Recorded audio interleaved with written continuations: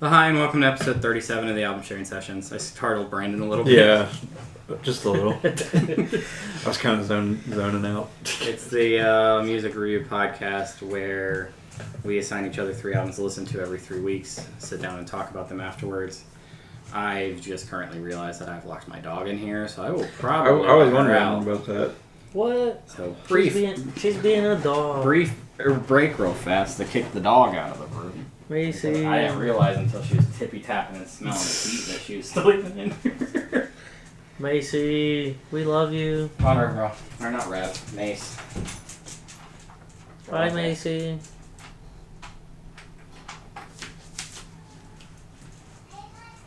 No, not yet. We don't know.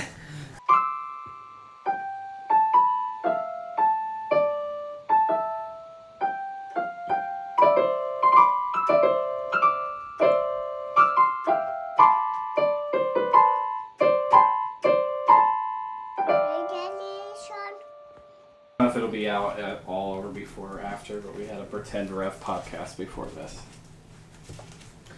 Where we talked about animals. How long and tiger necks are.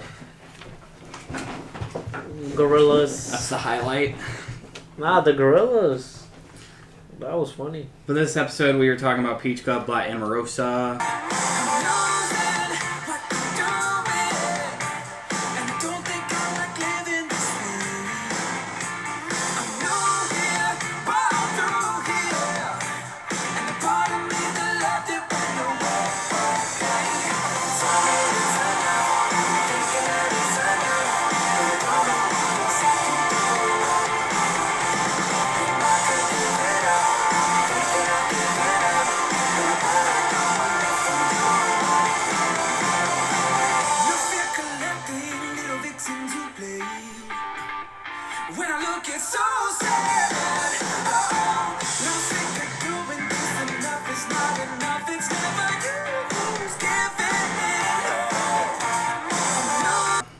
The Mountain by Gorillaz. Pantheon by Dance Gavin Dance.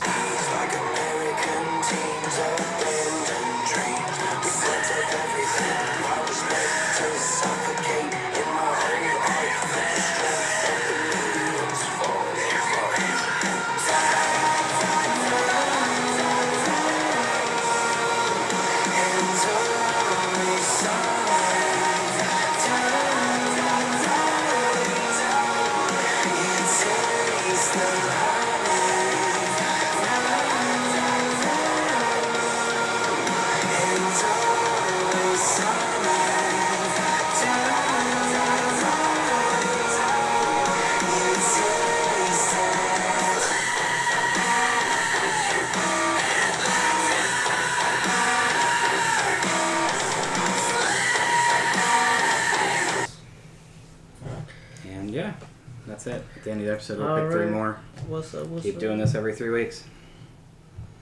I don't know how much it'll affect the episode, but Rev's out there.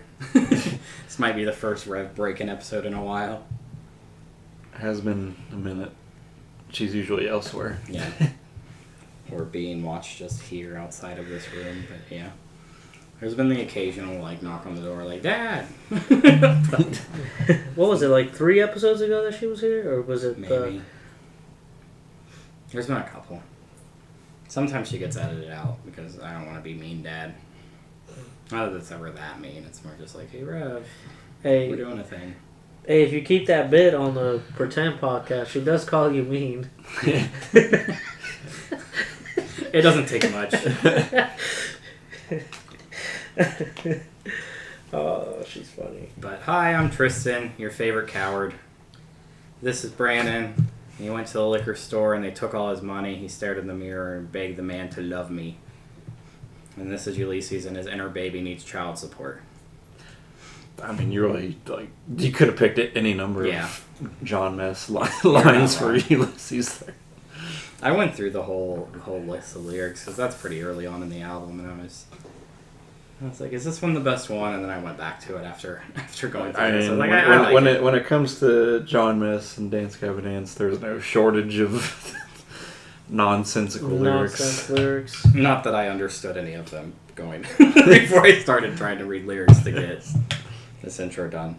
I actually wrote these notes a bit ago at this point. Probably like a couple days, but normally it's like the night before. So all these like monthly listeners and stuff are probably way off. I noticed that Emarosa's was off by like 2,000, like even a day after the day I wrote it. Oh, Because they just dropped the new album. Yeah. Like, a few days ago? Yeah, I think Friday. I was gonna say Friday because they came up when I was listening to the album. It's been a busy little 3 weeks of like just music that I listened to coming out. Like I had these to listen to, but then also the main released one and Broadside did and Emarosa did. And you went to the concert too. I go to a concert. Took Rev too. It was fun. Got your new hat. I did. We did new hat. New hat. They upgraded it. So the thing is on the back now. Oh. I'm not actually like inside of it to make it all light up. Like, oh, the hat's technology has improved. It's funny that they're still doing that. Yeah. I don't know how I feel about I feel like I like the name on the other ones more. Yeah, this one's the green era. Like the album cover's just grass. Oh, okay. So that makes sense. it's it fits the color scheme. It's good that they kept tradition alive. I actually kind of forgot because there was a whole little while where I was like, gotta go to every main concert, gotta get all the colors of hats. And I don't even have them all, but the album cover is just green and white. Looks like they just went outside and like took a picture of their backyard. Really? Put it as the album cover. They're a strange band when it comes to like stuff like that. Like grass can't just be an album cover. Their 9th album was the self-titled one. They should have done like a close-up of grass in its. That'd be pretty dope. I'm so used to doing like the most recent album though that I keep hitting on High Horse Heaven to like talk about it. But we talk about music. And I have a few little, like I have another little reaction thing I wanted to do. But then also, I read a headline the other day that Geese is a psyop. And I wanted to talk about it. Yeah. I've been following it a little bit. Or like, I don't know all that much other than just hearing two people talk about it online being like, yeah, the Geese is a psyop, and then they went into like people talking to them about Geese and then listening to it and being like, I don't understand this, but people online keep talking about how it's so good. So for them it to be a psyop. Like, they had somebody like, Rev's coming in here. They had somebody, or running for something. They had somebody, or like a group of whatever, making bots or something of saying that they were like great, and then also making hate comments, and then having the good comments fight the hate to get more notoriety online. It's really complicated. I was like, Geese is a psyop. Hey, Rev. Hi. What's up, Rev? No, don't say in here. We're doing work. What are you doing, Rev? Hi, baby. Just dancing? Is that video not very interesting? Bippy ain't it? You want to watch something else? Are you going to answer any of my questions? Rev. Do you want to listen to a song with me? Okay, you can stay in here for this. Just don't talk, okay? Or, like, no, not like that. Just, like, don't speak over it. Okay? So you guys know anything about the song A Nightmare Trippin'? No. No. Do you know, like, who it features, who anything? Don't say it if you do. I don't know anything. I don't even know what you're about to pop out, bro. Nightmare Trippin' is a song by a band called Don Broco. It's not a band that... I know it. I haven't listened to it yet, but I know what you're about to show us. I keep talking about it because it's a lot of fun. It's like my song of the summer, even though it came out 2 months ago. Old news at this point. But I keep like, where am I going to fit a reaction to this song in? Because the album's even come out at this point, and I just like this song. And I was like, I'll just play this song for everybody because I think it's fun. And it's got a feature in it that's just wild. And I'm guessing Brandon probably already knows because he also follows the same music groups. But just the fact that this even exists makes me really happy, and the fact that it's actually really good. It's a little long to where I even thought about not doing the whole song, but it has so many like different transactions and there's transitions. And I think there's a lot of business. There's a lot of business going on that I'm like, I don't even know where I would cut or not play. So maybe I'll just cut from the video. The last like 30 seconds is like a fade out that I can like, but yeah. There's maybe like one bridge that could have been cut, but I'm like, it's 5 minutes of like just straight awesomeness. And when you get bored of one thing, it changes. You don't want to listen to the song, right? Maybe a little bit. Maybe a little bit. Okay, so I'm just gonna play it on the iPad. I've already screen recorded it. It should be above my head somewhere. I keep using the audio from the mic for this stuff, and it's been working pretty well. Okay, Rev. Are you coming back in here? You come watch this? Not that way, the other way.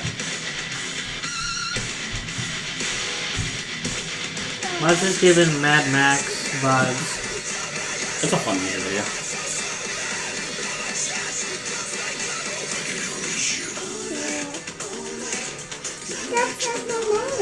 No, it doesn't. What are you talking about? Where does it say your name? It just says Nightmare Trippin'.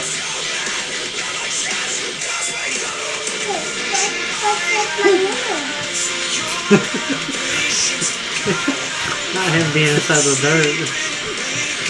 You recognize who that is? Yeah, my number one hater. Nickelback's your number one hater? No, I love Nickelback, bro. Wasn't I talking about Nickelback the other day and how awesome they are? They've released a song since this by themselves, so this is like their first song in like a couple of years, and I was like, why are they teaming up with Don Broco? To then have like a Nickelback chorus into what you're about to hear. It's like, why did they sign up for this? But it's also like, I'm addicted to it. I feel like people hate on Nickelback for no reason.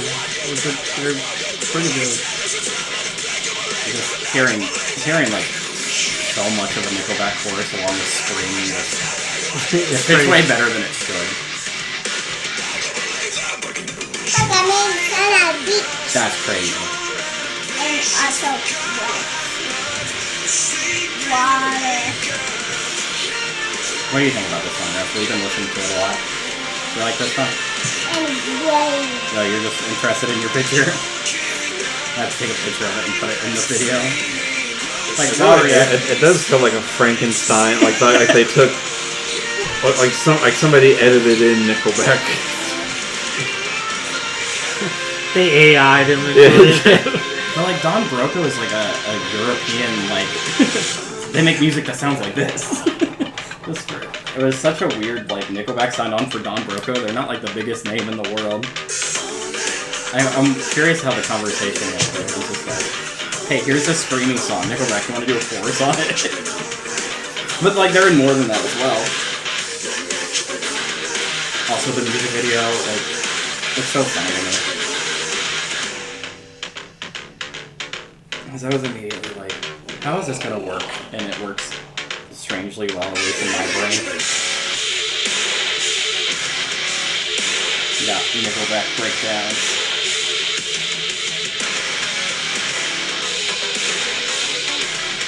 Just watching it.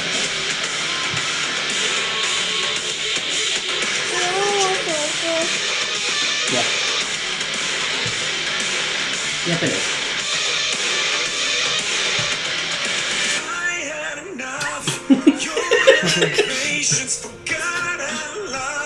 It's amazing. That might be the best part of the video.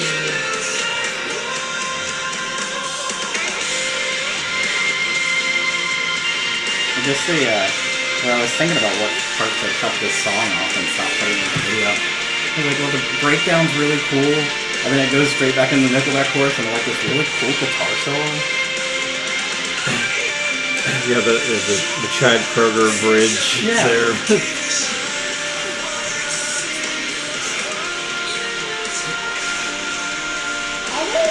go to Pantheon. Is he not out there for this part? Every time we go to Pantheon, it makes my belly hurt. They just left him out? They just said, hey, we'll just...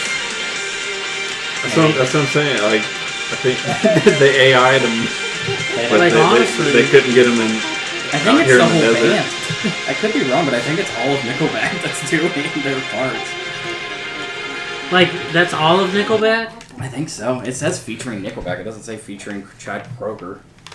Huh. I mean, maybe, They but could, yeah. I mean, Gorillaz like just did that with the Idols feature. Like, Oh. it's just Joe from Idols. It's not any of the. At least I don't think so. I mean, we'll get into it when we talk about that album. That was crazy, I though. feel like That's that. Nightmare Trippin'. That has been my obsession since it's came out. Like, I've listened to that, like, on repeat a couple of times. Can I play that game? No, I need my iPad to look at track listings. See, I need to look at that. You remember that girl? Yeah. Yeah. Who is it? I don't know. Just some animated girl that Emarosa drew on her album. Emma. That's my best. Rosa. That's my friend Emma. Can I have my pen back? Thank you. My friend Emma. Say hi to my friend Emma, Rev. No, put it on her iPad. That's her name, Emma Yeah. Rosa. Her last name is Rev- Rosa. Rev's actually seen Don Broco. It's the first band she ever seen live. That's funny. Really? They opened for Pierce the Veil and the Used. No. So like while Oh, okay. See, the problem though is like that song is gonna get huge, and what are they gonna do like when they play it live? what's I'm Because upset about, you can't just bring Chad Kroeger out like whenever you want. what's upsetting is that the song, I feel like it came and went already, and I'm upset because it's so good. Talk about Emarosa. You want your water? You want to talk to my friend Emarosa, Rev?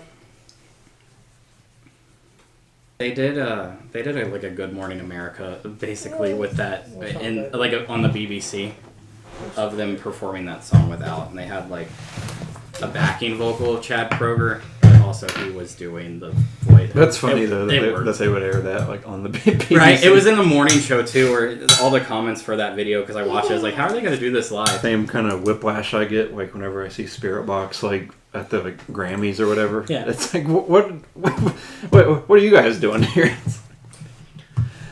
Same kind of energy. Yeah, no, it's just been fun. And eventually I was just like, maybe I'd do this as like when the album comes out. I just like the song.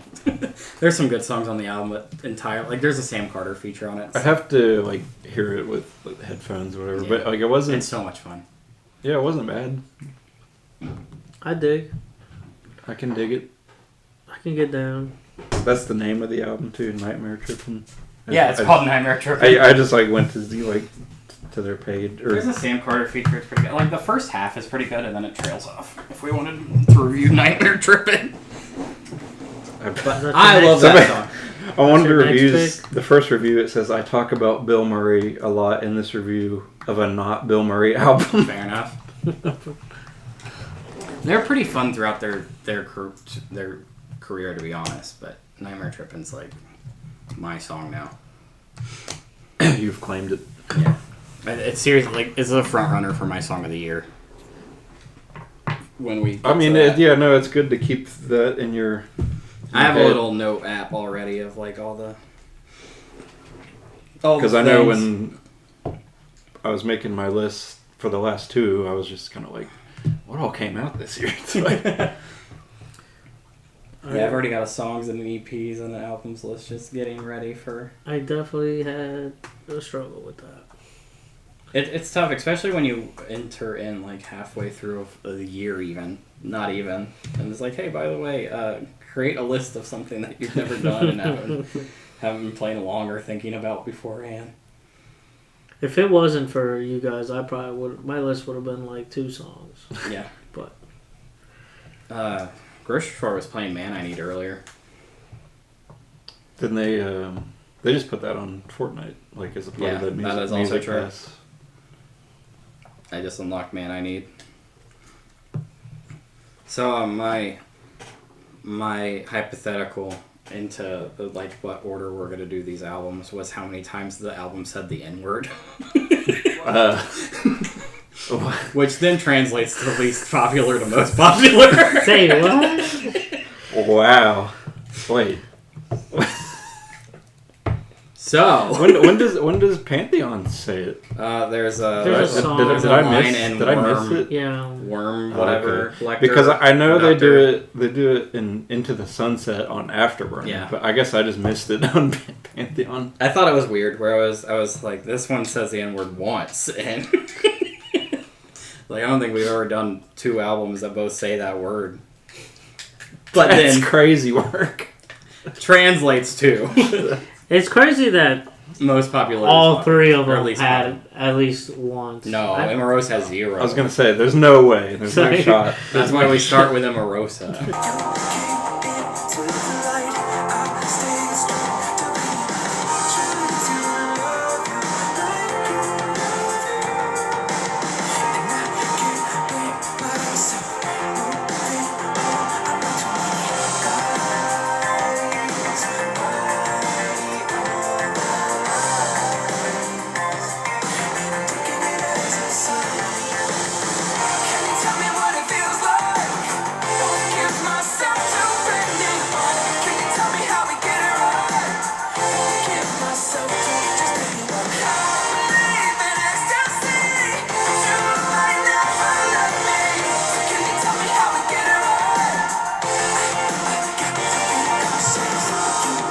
Hell with it. Oh If yeah. they say it in the beginning. Hell with it. I'm gonna say Not the the hell with N-word. it. I'm gonna say it. I'm gonna get canceled to hell with it. I'm just kidding. It's starting with Emarosa Beach Club. Came out February 8th of 2019.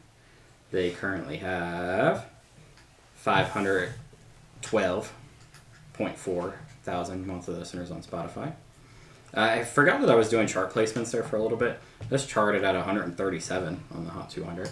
I saw that on my research for the when I say research, I just mean I looked at the Wikipedia page, but I saw that. But then that's where I always pull the the charts list, because there's always a charts thing on Wikipedia. I got a 70 out of 100 that just says good pop. That's my review. Good pop. Good pop. Good pop. Now, why is it called Peach Club? I don't know. I can never really get a solid answer. I'm really not sure. I always thought I was going to do this as another Sabrina Carpenter thing, but I think the people that are still in this podcast are all into her latest album, so I was like, we're never going to cover that, probably. I was like, start of Summer of Fun, we're going to do Emarosa, because it's a pop album. And we were just talking about with Bruno Mars what got me into actually thinking pop was okay, which is this album. Yeah, I mean, It's it's fun. It's a fun album. It certainly starts off with a for me it's definitely the best song on the album, but it gets kind of the ball rolling. They Giving Up is the name of the song. I guess I should probably say. Yeah, I knew and followed Emarosa going into this. And so when it was just like, Giving Up was the first single. And I was like, oh, Emarosa released a new song. And all the comments were like, it'll pop, bleh, pop. And I was like, oh, okay, they went pop, whatever. And I listened to it and I was like, this is actually pretty good. Like, this song is great. Maybe I'm wrong. Maybe this is going to be great. So we reviewed Verses Yeah. on our channel. And that's the same singer, right? Bradley? Yes, it's been him ever since. Okay. It was Johnny Craig then. Yeah, so... There was a dude before Johnny Craig, actually, but yeah. This album and Versus, even though it's the same group of guys, sounds nothing alike. Yeah, it's way different. I had to Google to make sure that it was the same band still, and I when I found out that it was, I said, this is... Although they, leave, though, after this album, most of them leave. It's just Bradley, the lead singer, and a guitar player now. Yeah. That's... And a touring members after that. But you can definitely tell as well. This is the best of the pop records they've done too. In my personal... it's so different. They might have maybe they should have just released it under a new name. Yeah. yeah, maybe. honestly. But I get I get why fans of their old stuff would be turned off with the direction they started going with this album. Yeah. And they're still doing the pop stuff. But for me though, I think their pop rock kind of 80s synth dark pop thing they're doing works for me, again, personally, I think it works better for them Yeah. than their post-hardcore stuff. And I don't know if you can tell me if I'm being different, but about this, but I feel like in this album versus, because of course we listen to verses on the thing. I mean, you could tell that it's a little bit different, but I feel like it still has the Emarosa sounds, and like the guitar parts are definitely like still similar. Where I'm like, this is still the same Emarosa that you heard in the previous albums. Yeah. I mean, maybe I'm just dumb to that, but No, that's actually a highlight of why I think this one's their best of the pop albums, because the rest of the band leaves after this one, and you miss the instruments as it goes on. Yeah. Like it's just synths after, okay. and like pop drumming, which is just synthesized whatever. And I think a lot of the instruments on this is what actually carry a lot of these songs. No, for sure. If it's saxophone and giving up, like Hell of It's only good because of the drums. I was gonna say that was literally the least song that I like the least, and it's only, and if it's good, it's because of the drums. No, the drums in it are like almost like a hardcore, not hardcore. It's not a blast beat, but like it's almost, the chorus has a breakdown drum beat. Yeah. And like in a pop song. Yeah, I was gonna say, like, so Giving Up kind of gives you the wrong idea, sort of, like, of what to expect of the album, because at least I thought there'd be a lot more of that, like, saxophone, guitar, and there's really not. Like, after that, it kind of does the 80s synth for a lot of, like, the backing instruments. Yeah, no. Until, like, you get to Hell of It, and then that's kind of more of a rock song, but for the most part, it's pretty poppy. Like, there's not a whole lot of instruments to be found. I mean, there's enough that, like, keeps it interesting, but from what you're saying, like, the next two, I mean, they're released that album just dropped, so you might not have, like, have a whole lot of opinions on it. I don't know if you've listened to it. I really like Peach Club. I don't think anything's gonna really. But from how you're describing it, it kind of sounds like they go more and more poppy from this. Yeah, pretty much. It's less of the slow stuff too, because this album starts with like 6 bangers more than less. Goes to EXO, which I actually really like as well, just as like the just guitar player. I put that as my least favorite. Not that I like don't like it. It's just like it feels a little out of place on this particular album. It's probably my most played because I really enjoy singing to it. I like that song a lot. I feel like it's in my range of like yelling in the car to a song. Yeah, no, I don't hate it. It's just on like a kind of a feel good, you know, poppy album. It feels a little like I don't really know what this one's doing here, but then back when this came out, I've seen a review from ARTV that I try to go back before sitting down here today, and I guess he scrubbed his channel at some point. But he had mentioned, and I never thought about it beforehand, when originally listening to this, that it almost seems like a concept, and it was never shoved as a concept. They never said that this was a concept album, but it almost has a storyline of like break up, new relationship, break up again in the run of the album. And as soon as I thought of that and that was brought up to me, I was like, oh, it actually is, and it's I liked it more because of it. I was trying to find his exact I'm looking at the track list here and just kind of playing back the songs in my head, and that that track's like that makes a lot of sense. But yeah, it's about 6 amazing, great songs that actually 7. Really. 6. The first 6 are incredible. Yeah. I love those songs. And also, I love 7, but it's just slower. That I'll like anytime they're on, I'm having a good time, even if they're not like lyrically the happiest. I can't tell if I like Hell of It or if I think it's annoying. I can't decide. It was always been my least favorite, other than I listened to it for the drumming. The drumming saves that song. It does. I think that's probably the worst. That's my least favorite song out of this one. It also is mine, but then I like again picking apart drums and be like, you know what, drums are worth making it still like go through the. Like, I mean, I'd still listen to it for sure. I didn't skip it, but I'd be like, oh yeah, the hell with this song. I was seeing reviews where like these last 4 are some people's favorites too, and they're not bad. It's just they're not the poppy, whatever at the first 6 were. But like all the little like thing in Cautious where like he sings it like the I believe in ecstasy line always is like a standout part. I know it's one line, but just the different pitch of singing it. Yeah. And I like this album. Really is all it is.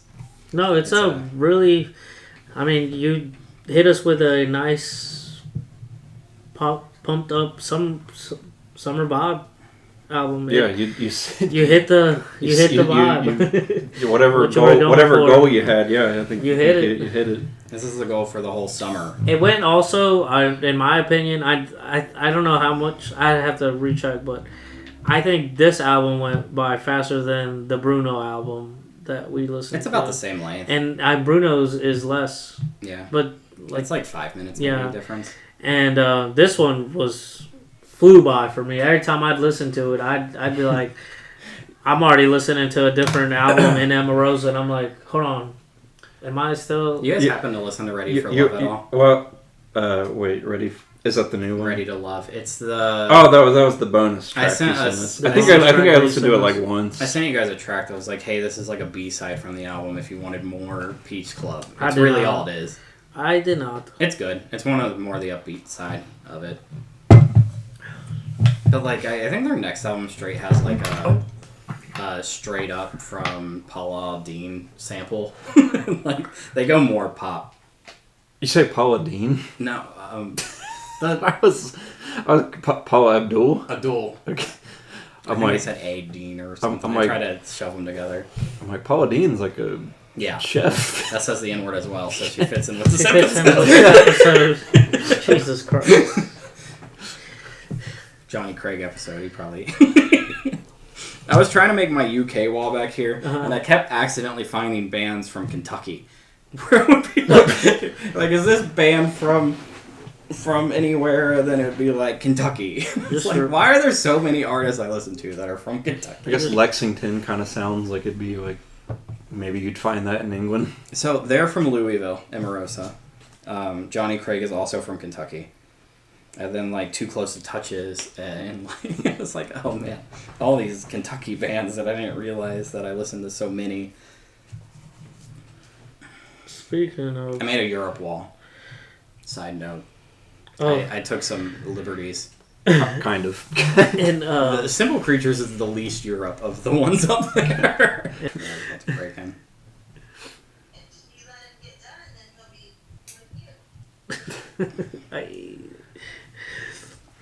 I wonder what the thing in her brain is. Like, I'm gonna go get Dad. Sorry to interrupt. No, you're good. That was funny. The episode just reminded me of that. I like or I don't even know where I'm going. But if you remember way back, like episode, I think it's like 10, 12, 8, somewhere in that, where we did Emarosa the first time. I really thought I was going to do Emarosa again a lot sooner. That was almost a year and a half later. That was the Sabrina, wasn't it? Yeah. Like our first episode that did anything in views. Oh wait, the Arctic Monkeys one did. But like the big one, still our biggest episode. I thought I was going to do it more closely. I think you might have said that when we were recording. Yeah, it's been like, a year. Like we'll listen to Peach Clubs like soon. Because I like the idea of continuing. Like I put like all their old singers and all their like a song from each album in that video just to be like, look how many different sounds this band has had. They started as like a screaming band, like exclusively screaming. For then this to be relatively the one with Fox, the other one with Fox, the other one with 6 albums in, and they're like, we're a pop band now. We're a pop band now. Different singer, of course, but we're a pop band now.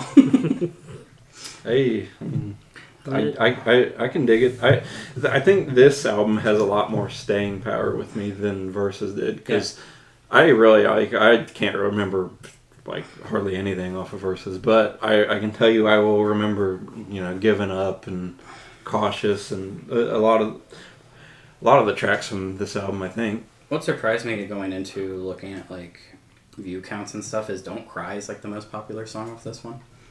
Which really, like, I thought it would be Giving Up or Cautious or So Bad or even Get Back Up. Mm-hmm. I didn't think it was going to be Don't Cry. Don't Cry is okay. Yeah, it's good. Wasn't one of my favorites. But. I was like, wow, this one's more popular than Giving Up or So Bad or... So Bad kind of emulates Prince a little bit. Like, it sounds like... I could see Prince like making that song. Yeah. I can see that. But yeah, just I guess my only gripes is that it's like some of the lyrics are kind of cliche / generic, and a lot repetitive. Like when they get a chorus, and like they write the good hooks, but it's like they kind of just hammer it home. Like it's very evident on Hell of It and the closing song Wait Stay. Like they just do it over and over and over and over again. Mm-hmm. Oh, most of the choruses are just the same thing over and over again. But no, just a fun little pop album that got me into pop. Realized that it was pretty good. I like Emarosa quite a bit. It's really this and Versus is like my top two. I follow this band. I've heard everything they've made, but yeah, it was a good length for the album. Didn't drag on. I like Emarosa. I really like the. Why can't I think of the name? The Relativity. I like that album. That's a Johnny Craig album. I like that album a lot too. Having us listen to Dance Gavin Dance this time, it makes sense. So Johnny Craig is the man. Did you buy a MacBook from him back in the day? Huh? No. I wish. I wish. You wish you would have gotten scammed. I would have got scammed by him. No, I never bought. I was always scared to buy stuff online. Especially from Johnny Craig. Johnny Craig is such a waste of a voice. It makes me so sad. I'm still scared of him. For him to be a scumbag scam artist. So sad. I've never seen like someone just have so much goodwill, like not goodwill, maybe is the wrong word, but people just are still diehard defend him, like just because they like his voice. His voice is great. Him is a different story. That's how I feel about Donald Trump, bro. Do you like Donald Trump's singing voice? No, like how he does the most ridiculous stuff and people still like him and defend him to their core, and I'm like, bro. Yeah. The fact that he's still doing like solo stuff, but like I even find myself just like, oh, what does this sound like? Oh, he's still got a voice. Yeah. Because there was a lot of Dance Gavin Dance fans, like when Tillian left, that was like, well, who's going to be the new singer? That was like, bring Johnny back. Yeah, and they were going to bring Johnny back. Hey, they were diehard about it. I mean, he could sing, but yeah, I don't know. When you start like 5 bands and none of them still have you, I think you might. Yeah, like problem. You're literally the problem. If you're the one that started them and they're still continuing without you. I do think he was the second vocalist for Emarosa, but it was 2 albums and he was gone. I gotta look in the mirror and blame yourself a little bit. Being from Kentucky, you can only be so good. But what's your score on Beach Club? Peach. Beach. I'm going to the beach. You're going to the beach. I'm gonna do a 6.7. 6.7. 6.7. Oh my! You're not allowed to do that. It's gotta be 6.8. I was gonna go 7.5. Cool. I was gonna go with an 8.5. Damn, the low man. We're all decimals. This is crazy. I fought with myself on this one because the last half of the album isn't as good, but I still do. Yeah, like it. The last half is probably. What, Rev? Daddy, what? we play hide and seek. Wow, I found you. I can see you. You're not hiding very well. If I can see you, and I can hear Nana. Where's she hiding? In there. In there? Is she hiding in there? What's up, Nana? Oh, are they done? No. Not even close. She's about to get a sneak peek. Open this. Rev is making this very difficult. Open this. What's in the box? It's already open. Rev, go hide Nana somewhere else. No, it's not open. Rev, girl, you can't be in here right now. How's it not? What? It's not open? Let me open it. No. Oh, you covered her up. I see. Oh. Where's Nana? Where's Nana? I don't know. Go hide her. I am hiding, and it's a secret. Wait, she's trying to open you and see how you're in there. Nana, where are you? I can't even get it open. Nana, where are you? I Found her. Oh, you found me. Found her. That's a good secret spice. You wanna hide somewhere else? Yeah, you can come in somewhere else. You sorting your mail, Nana? Okay, bye, Rev. Bye. Bye, Rev. We love you. Maybe later, Rev. Go. Maybe. Can't shut the door. She'll be back anyway. Yeah, at least he's a Brian. Could you go shut the door? I got you. I got it. You have your feet intertwined with the table. It's all good. I need a little leg stretch. She's loud even with the door shut. What did Emarosa get? Emarosa. That's Peach, crazy. I'm still. Peach Sorry. Club. Sorry. No, go ahead. Peach Club got a 7.6. I can't believe I gave it the lowest. No, you're good. You're allowed to not like stuff as much as us. No. No, like you said, the back half was pretty lame, and then Hell of It did ruin it for me a lot. Every time I did play, I'm like, bro, why's the song playing? But the drums, I could agree, the drums were the best part. And then the rest of it's not Of bad. that Like, song. Wait Stay is my least favorite on that album. But yeah. With one N-word. Hey, hold on. We got Dance Gavin Dance Pantheon.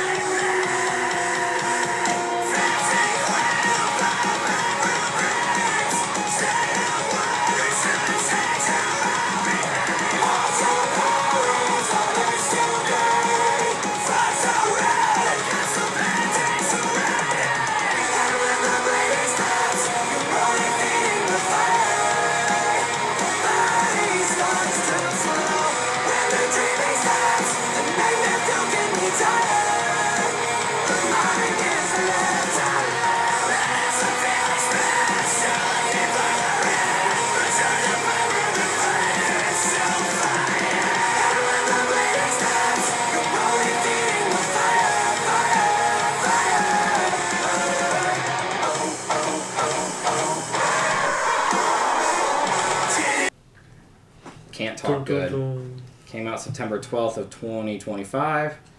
They currently have 1.7 million monthly listeners on Spotify. It debuted at 145 on the top of the 200. So Emarosa was much bigger at the time, I guess. Their placement. It's like what, six years later. Yeah, and also it's only like a couple placements. But I got a 50 out of 100 that says I don't think Andrew works well with the DGG. Plus, what on earth is Space Cow initiation ritual? It's one of my top 10 songs of the year of last year is I what it was gonna is. say. I pulled that review just because it was in your top 10. This one craps on Brandon's song. That was a good song. What the hell is it? Or what on earth is it? I'm really glad I picked this album. I know that Brandon I'm also really glad that you picked this album. probably enjoyed it as much as I did, but that I haven't listened to Dance Gavin Dance in a very long time. This was a pretty freaking good album. I am glad that you picked it because One, it's the album Tristan wanted to listen to from them. yes, because you like Andrew. Well, I mean, we like Andrew Wells a lot, but you specifically I'm a really like him. Big Andrew Wells fan. But I'm glad you picked it because I listened to it quite a bit last year, and it just didn't I don't know. I just kind of bounced off of it real quick. But listening to it a lot, this time, I'm kind of like, you know what? This album, actually is pretty good. I don't know. I think with a lot of times with them, I'm a pretty big fan of Dance Gavin Dance. It takes a while for me to really gel with their albums. Mm-hmm. That's what I'm dealing with the name, so I know what you're talking about. Yeah, it's weird. It happens every time. Yeah. They'll release an album, kind of just be like, well, this isn't like as good as the next one, and then a few weeks later it's like, hold up, like something clicks. Yeah. And I think that just didn't happen last year with me, but now it did. So I wanted to thank you. That's like the last 3 of the main albums for me too. Because otherwise, like, it probably would have been a minute for me, like, to have revisited this album. Until I started talking about how great Andrew Wells is again. Yeah, right. And then Brandon would have been listening to it. You haven't dealt with my obnoxious behavior with this band with Andrew Wells because Brandon has. Brandon took me to a Dance Gavin Dance concert where Adola opened, and I was like, Adola is the band. Like, this is the reason to go. They were like the second of 5. They were pretty early on. But John Mess had COVID. John Mess had COVID. And I was really disappointed when Andrew Wells came out and did the John Mess parts, and I was like, they don't need any of their vocalists. Andrew Wells can just do it. They fire everybody. And then the same thing happened later on that same tour where Tillian got COVID and he filled in for him, and I was like, he can do both. I was like, why? And then Tillian got canceled, and they held on to him a little too long. And didn't do anything. It was like right as Jackpot Juicer was coming out when all the Tillian stuff well, they happened. They had even added him to the band as like a third vocalist. Yeah, on Jackpot Juicer, their previous album, Andrew Wells was like an official member, and he did some backing vocals. What? And I'm like, Tillian gets canceled, and they like don't do anything about it for a while. Yeah, I'm like, it took he's him, right there. It took a minute. Yeah. There's a really funny meme picture of like Tillian watching like backstage, like at Andrew, like he just got this like look on his face, like he's like, well, there goes my job, like they're about to replace me. Like, I've been sitting on the sidelines not being a fan of theirs. Like, the answer is there already, official member of the band. Like, just do it. And he's also been featured in a couple songs off their previous album. He's in on Afterburner and Artificial Selection. Just off the top of my head, he's on a couple songs there. Oh. So like he's been around the band for a while, and it's like it's kind of like that SpongeBob meme where he's like SpongeBob showing Patrick like all the like pots of gold or whatever. Like, look at this thing. It's like, here's your answer. Yeah, here's. No, I think I'm pretty sure the Adola like bassist or guitar player is also in Dance Gavin Dance now. Yes, as well. Sergio. Tim Furyk, he passed away. Yeah.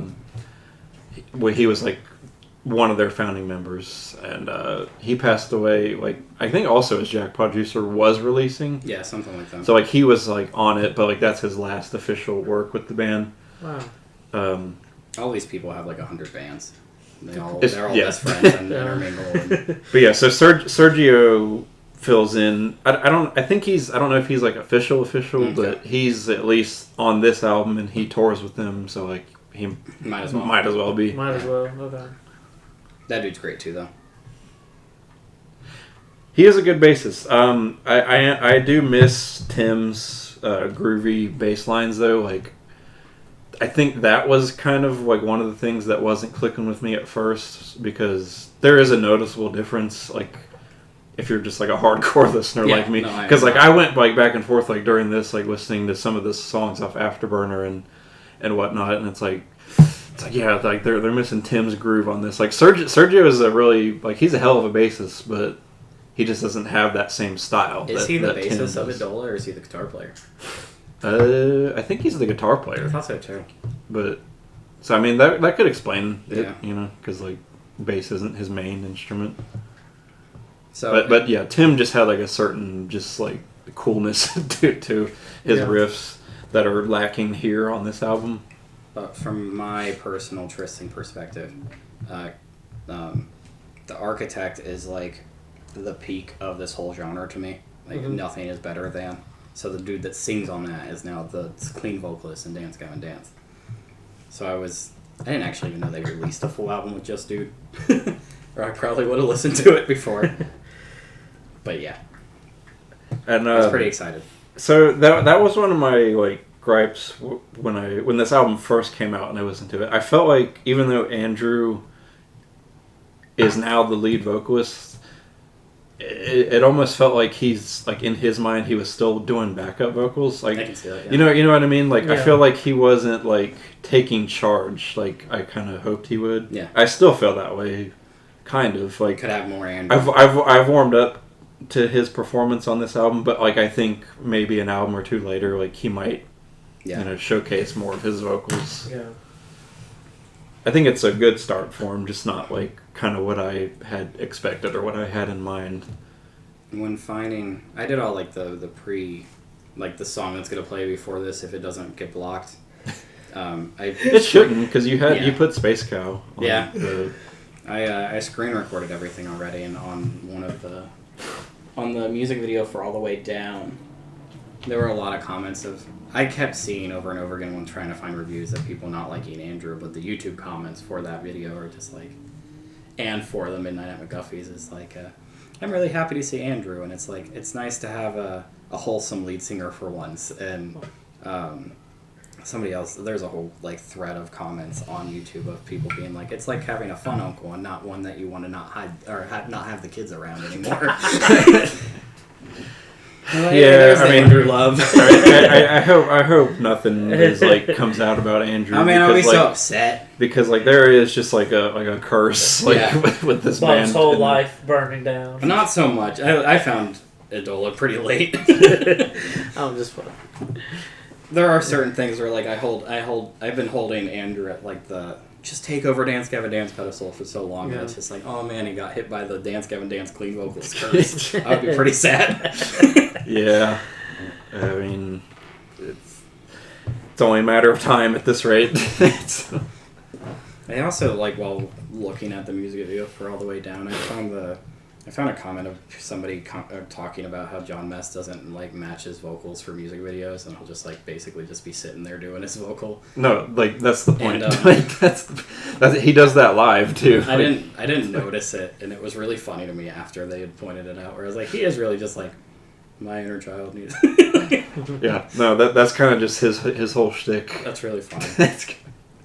Like he's saying the most. I love John Mess. He's a national treasure. He must be protected. But yeah, like he just says the most nonsensical, things you've ever heard. Meanwhile, looking like he doesn't want to be there. Yeah. Like delivering these lines. Midnight at McGuffey's is like peak John Mess. I don't know if you guys like looked at the lyrics of that song. I did. That's where the intro came from. It's like. It is like if I had to show somebody like this is what John Mess does, like that'd be a contender for like just listen to or read this song because you probably won't understand what he's saying. But yeah, there's a later line of the album too of something about being there crying Gosling that I thought was pretty good too. Oh yeah, that's the ending. It's the end of a song. That's the end of a song. I was like, that's funny. Of a trapdoor, maybe. Yeah, I think so.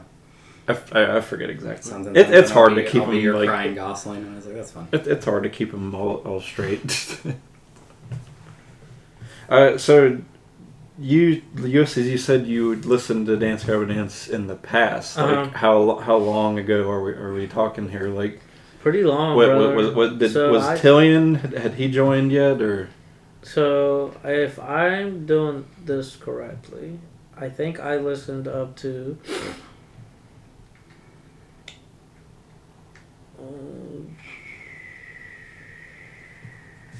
To either I want to say Instant Gratification was the last one I listened to. I don't know who's on that. That was about the history of this band.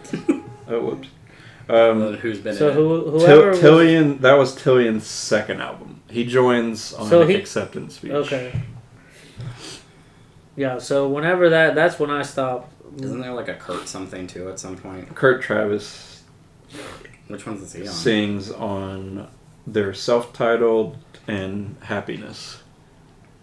How many albums do each vocalist have? Is that like a breakdown that somebody just knows? I mean, I can just tell you, yeah.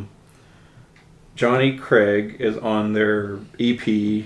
Like, some people consider it their first album. Some people consider Downtown Battle. But I'll just count it as an album. So he sings on Whatever I Say, Downtown Battle Mountain. He leaves. And he comes back with Downtown Battle Mountain 2. So Johnny Craig's on 3 albums. Okay. In the meantime, when he leaves, they record the self-titled and Happiness with Kurt Travis. So he's on 2. And then it's Tillian from Acceptance Speech. That's 1, 2, 3, 4, 5, 6 albums. Jeez. And then now we have Pantheon with Andrew.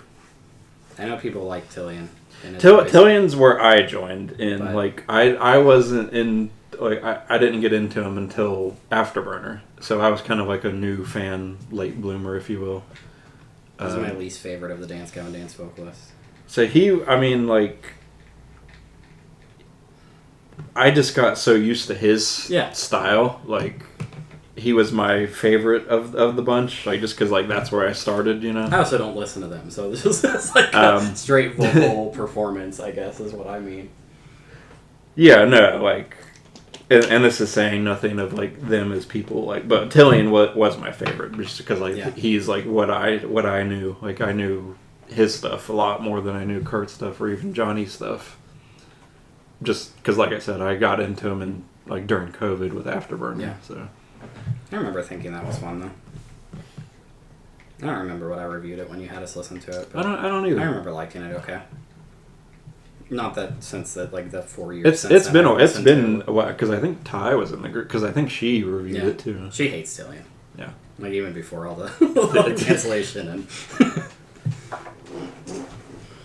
I mean, with all that said, though, John Mess is still my boy. He's at the end of the day, it's John Mess and it's Will Swan and it's Matt, their drummer. Those are the three. As long as you got those three, that's Dance Gavin Dance. Yeah. Is that what Secret Band is? Secret Band is. I mean, it's John. It's just kind of just him doing it. I think Will might be in it. There's no rest of the band though. I don't remember. Okay. No, I just know John. I just know it exists, and I know it's John. John Mess, yeah, that's his project. I'm pretty sure Will's Swan is involved. I'm just kind of drawing a blank here. Cool. But yeah, there's your little history lesson. We got a nice little history lesson. This album sucked. Yeah, we should probably actually get to talking about Pantheon here. They ruined my boy. Not I'm kidding. Pretty solid album. I think all the way around, pretty solid. I mean, it starts off killer.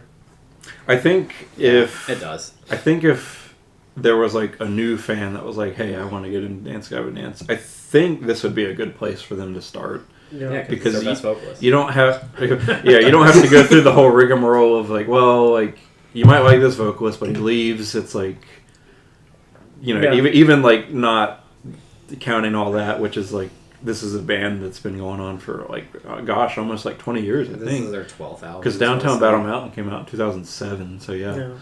Crazy. But I think this one's just pretty accessible as far as Dance Gavin Dance music goes. I'd say so. Yeah. I can agree. I will say I've been so scared to scare you with screaming music that you pick Ulysses has opened the floodgates. Yeah. So I let you in, so now I've literally been talking about that. Scaring. I told everyone, I've been telling everyone, I was I picked Dance Gavin Dance, so now Bub doesn't feel bad, and that make me feel he's scaring me to listen to screamo bands. I'm you've unleashed. We're not going to go super deep in. Yeah, we're going to Infant Annihilator next. But at least now I know. Okay. Now I know I can pick some harsh vocals. I can pick some crazy stuff now. I think Dance Gavin Dance is kind of the lower end of the screamo, but no, yeah, John is not out here doing pig squeals or nothing. Pig squeals or anything. Unfortunately. I don't think John Mess is scaring my mom. With that said, they sound pissed off on this album. Oh yeah. Just because a lot of it is I think a lot of it is just the breakup with Tillian and them restarting again for the fourth time with the new vocalist. I think they are fed up and it kind of shows in their writing process here. Yeah, you can see a couple lyrics where I was they're talking about all the new stuff and there's definitely having to deal with re-winning fans again. And there's definitely a couple shots at Tillian on a Trapdoor. They mentioned how their lyrics lie, which is a song off Afterburner. That was just one note I wrote down, but there's definitely some anti-Tillian stuff, which I don't know how they are on a personal level. Yeah, it's not really our business, but you can definitely tell that they are just like really over the whole starting over and trying to, like I said, keep their spot. Guys, have any standout tracks? For me, honestly, Midnight at McDuffie's. I like that. I like the robot with human hair a lot. Yeah, it's funny. Like they always have like a song that's robot human hair, or a song that talks strawberry. Yeah, and usually like those are like the best songs. Yeah, I like it's weird how it works out like that. That one, Space Cow for sure. Yes, super good. I keep wanting to just randomly say the line in that song, but I feel like I'm gonna mess it up because it's just it's so easy not to say the right words. I actually think Animal Surgery might be the best on this. It's the first song. I think it's really good. I mean, definitely a standout for sure. I'm trying to think of stuff like this is kind of like you guys with the Emarosa stuff. I definitely think it's first half's a lot better than the second half. Oh, not that I like dislike the last few tracks, but I just think the first half is stronger. I think that this album is just too long, and I know it's like a similar thing that we talk about in this with most of the albums we talk about that are over like 45 minutes. But I feel like if you change the track list, because I feel like there's an ending song halfway through this track list, and maybe take out a song, it would be a lot better. Where I feel like A Shoulder to Cry On is the last song, and it kind of trips me up when it's not. Mm-hmm. That happens. We'll get when we talk about The Mountain. That's like The Mountain. That's like verbatim what I'm gonna say about one of the songs. I think the whole it's a great lyric, but like the Play the Sarah McLachlan song, it's the world's ending. I feel like just that line should just be the end of the album. Mm-hmm. I have a problem with any time an album says this is the end or like whatever, and it's not the end. And it's not the end. Yeah. Or I feel like you make it like even a 12-song album and make that the last one. What? Nana got me a new snow globe and just take a doggy hoodie and kill it. That's crazy. Wow. And it's not broken. Sunny. No, it's fixed. It's fixed. It's fixed. Hey, turn me up. It looks like Sunny. That looks like Sunny. Yeah. That's crazy. You don't even know Sunny. You don't even know Sunny Dog. I know Sunny.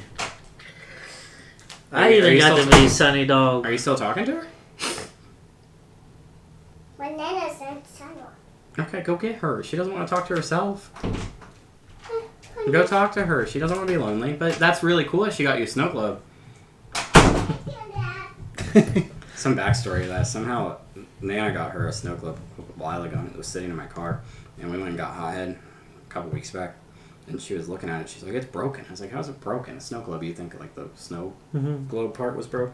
And there's a little angel on the inside of it. And its legs broke off from its body. Like inside the snow globe. That's crazy. I was like, how does that even happen? Yeah. Where like the actual figure that's inside the snow globe is like flipping around in it now. Yeah, that's crazy. Like, how does it just like break from the inside without any exterior damage? Yeah, that's crazy work. But yeah. That's it. Oh yeah, we were talking about Shoulder to Cry On. That's right. But I just feel like that should be the end, and it kind of trips me up. Anytime, it's just like, oh, there's another 4 songs, and I feel like I mean, like I don't dislike.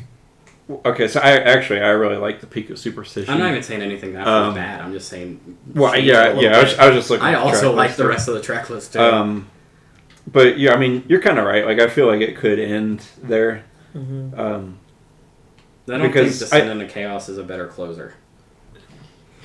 Yeah, like I see what you're saying here. But maybe even just like don't take out any songs and just put that at the end. It probably would have helped my flow of my brain a little bit better. Sure. That's it. The Peak of Superstition's cool because it's like they get political in that song, which is not something that they like hardly ever do. And it's like, oh, like as silly as John Mess's lyrics usually are, like he's spitting on that song, like he's not like joking around. What's being said? I didn't catch it. Because he's, hold on, let me just. The only reason I looked at lyrics was to find intros, so I don't know a lot of the lyrics. Our country has so many friends, we give them funds to kill some kids. Who's Gollum? We're Gollum. So he does throw in the pop culture stuff, but yeah, he's talking about the Israel stuff, and whatnot. Okay. Avoid the assistance free, avoid the war inside. Oh, good. I like when bands get political, especially when it's obvious what they're talking about, and not vaguely political. The only other time I can recall is their song "Inspire the Liars" off of Mothership, where Tillion's that's an anti-Scientology song. Okay. Because Tillion's dad was into Scientology, but yeah, it's very rare for them to do some political commentary. It's a really cool little animation. Yeah. It's just the album cover. It's the album cover, but it's oh, what the heck? Apple Music don't have that. What the heck? In and when did Spotify get the animated? Spotify will sometimes just play random things. Random things. If it's clips from a music video or. It's weird. But they did, honestly, Dance Gavin Dance didn't disappoint with their album cover. They never disappoint. Oh, their covers album are great. covers are always phenomenal. They always, yeah. They have Even from an outsider, they have a specific cool. They have a specific guy that does them. I forget his name at the moment, but yeah, he does all their art. We gotta find that man. He's awesome. Yeah, they didn't disappoint. This album didn't disappoint, honestly. I was so glad that you guys got to listen to Space Cow Initiation Ritual in full after our year-end list when I put it on it. That song is just so funky. It's honestly, I think it's the best chorus on the album too. Mm-hmm. I agree. George Clinton has a cool feature. They got George Clinton. Dude's 85 years old. Still out here. I'm going back to Nickelback doing Don Bronco. It's random. Random side note, but Bike Routes, a little no-name band that I listened to, got one of the guys from the E Street Band to do their most recent song. I was like, how do you even get that? Which one? Do you remember? Somebody. Steven Max Weinberg. I only know a couple. But I have a whole computer here. Bike Routes. I think you're about to sing Bicycle Race. No, what's happening? Why does Google want to know my current... Oh, because I'm looking at bike routes. Yeah. Band. That'll get you every time. Why does it want to know my location? That's why.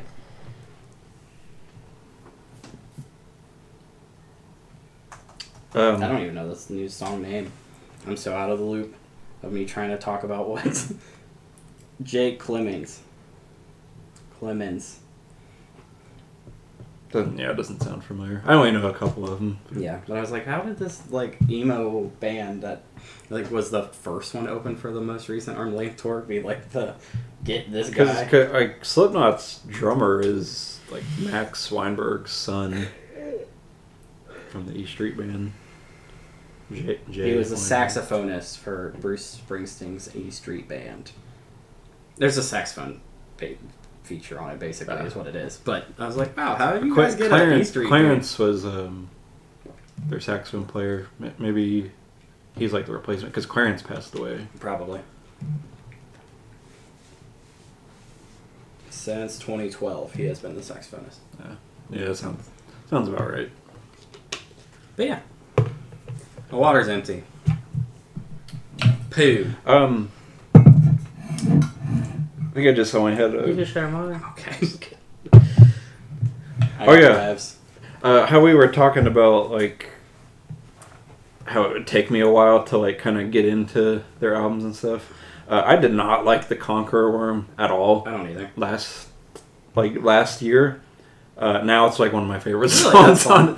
Yeah.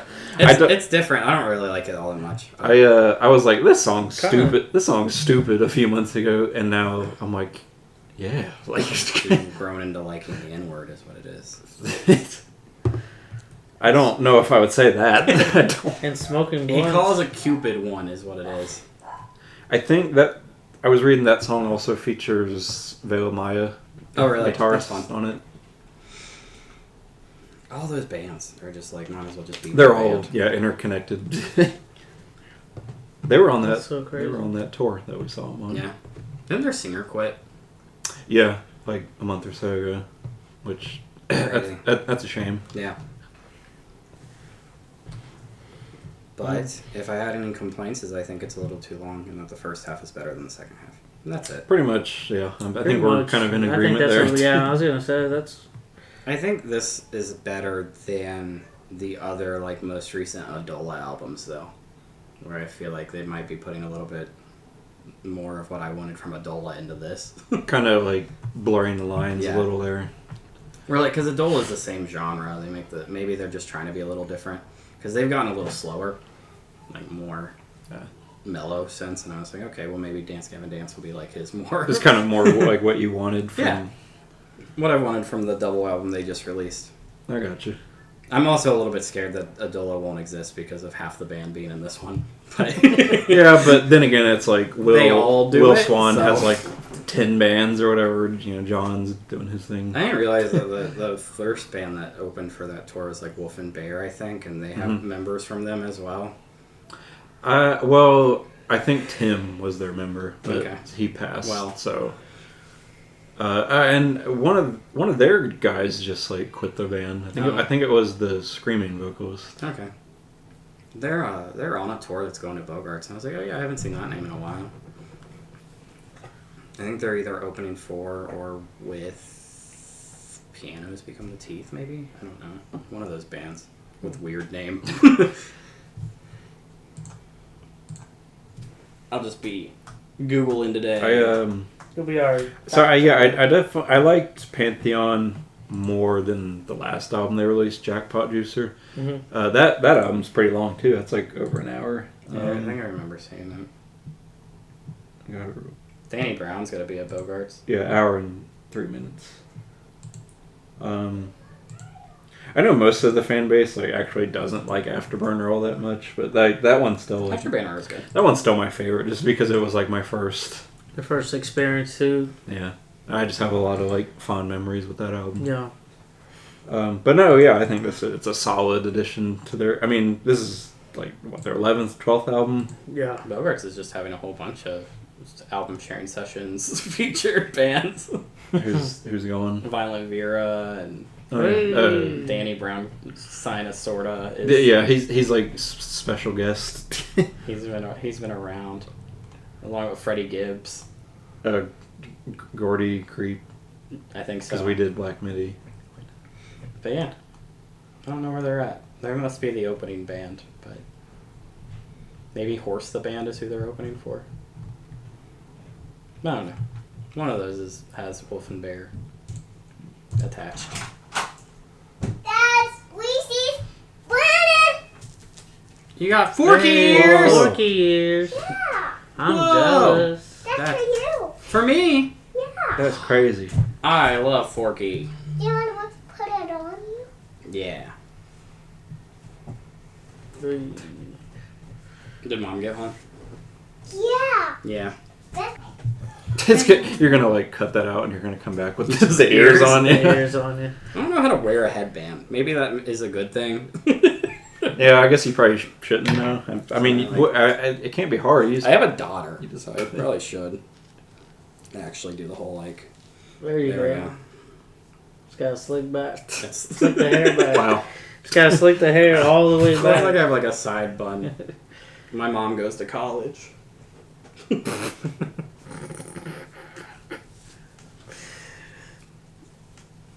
I was telling Ty I was just gonna wear my Forky outfit I had forever. Well, it looks like the hamburger helper hat, like club. But she got me Woody ears Woody too. ears, yeah. One day you gotta dress up like as a cowboy. Or a sheriff, actually. He's a sheriff, not a cowboy. But what this told me is that I'm gonna have to make you listen to The Architect at some point. This is real good. Yeah, if you liked this, like I think you would definitely like The Architect by Idola. It's like I know I'm like in a minority, maybe like a handful of people that's peak Swancore in my opinion. I don't think it gets better than that. Even within the same band. I'm with it. I open the door, bub. Yeah. So you can do whatever you want now. I'm pretty sure John Mess is featured in that Yeah. as well. the Adola album. They're all one band. They're all just all friends. They're all one band parading as a bunch of bands. Love each other. It's a psyop. I love Swanpour is the band. it. I love it. And everybody in it's just in one big band. I love it. They all share the same apartment. They all live in a co-op together. Yeah. Are we ready for ratings? Yeah. I'd probably go with like a 7. I go 8. I will also do an 8. 7.666666 if I had to guess. 6. Yep. Yep. Right on the money. Got it. Woot woot woot. Woot woot. Burr.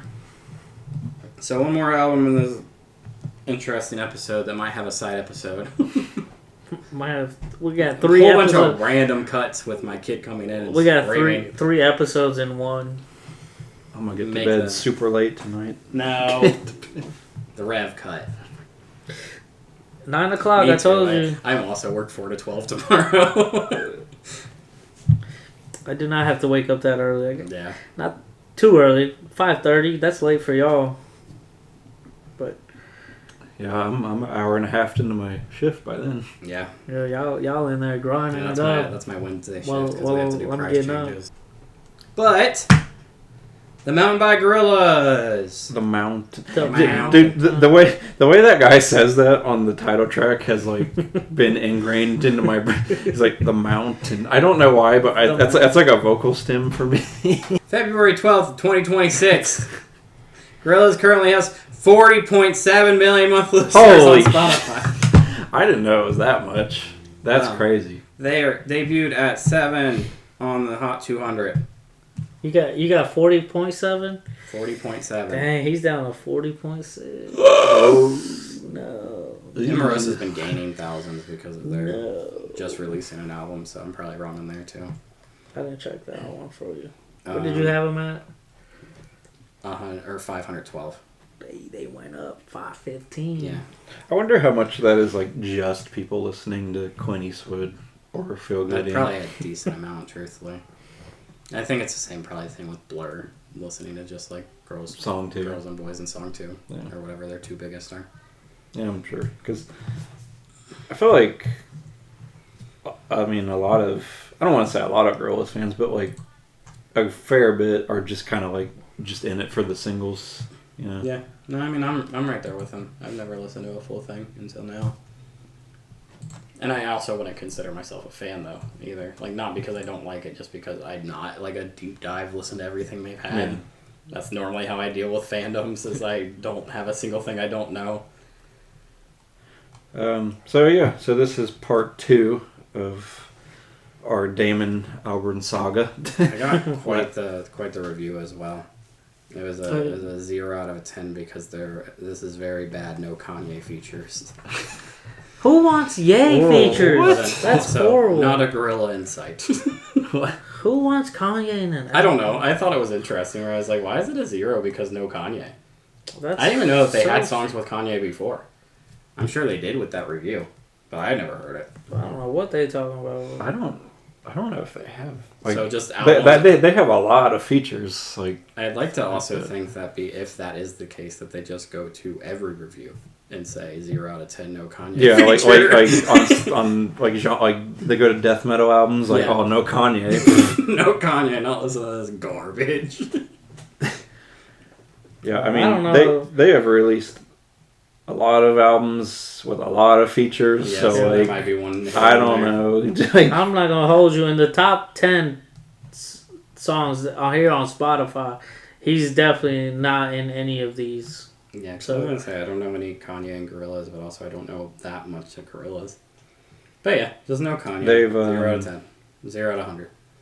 I mean, they've had like some pretty well-known hip hop artists, but yeah, I don't think Kanye's been like, they had MF Doom on Demon Days. Our friend Danny Brown was on Humans. Danny Brown's on everything ever.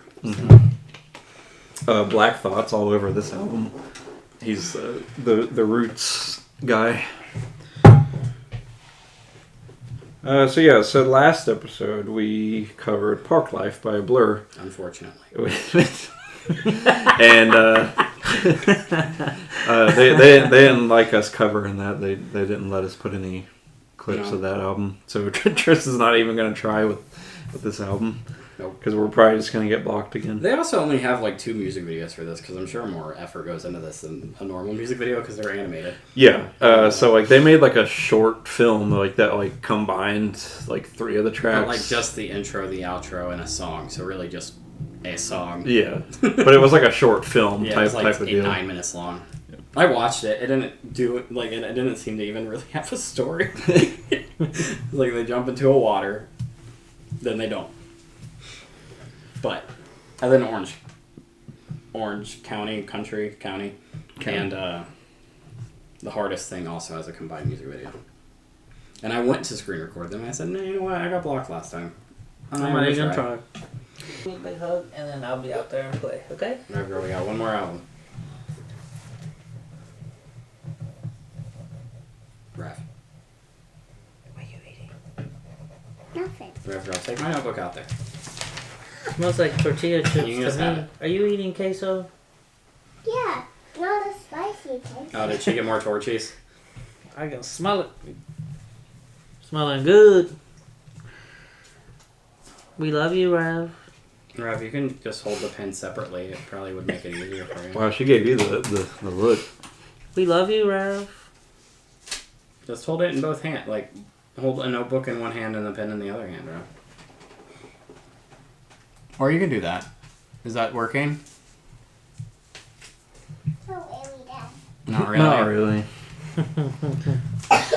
Take it. Go out there and I'll be out there in a little bit. Nope.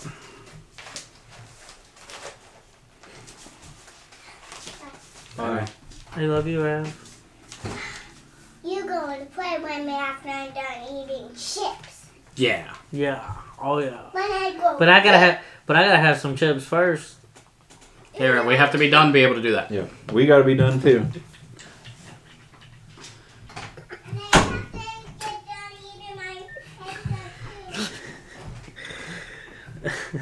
too. All right. What were we talking about? So We covered Park Life. Thought it would be cool to, we went back and now we're at their newest release, which came out, like 2 months ago? Yeah, something like that. It was like a Friday before, 2 Fridays before we recorded the last one. It was whenever it came out the same day as Bruno, Romantic. Yeah. Mm-hmm. Excuse me. It's past my bedtime. We'll get there. You got 2 more days till you're in Florida. Yeah.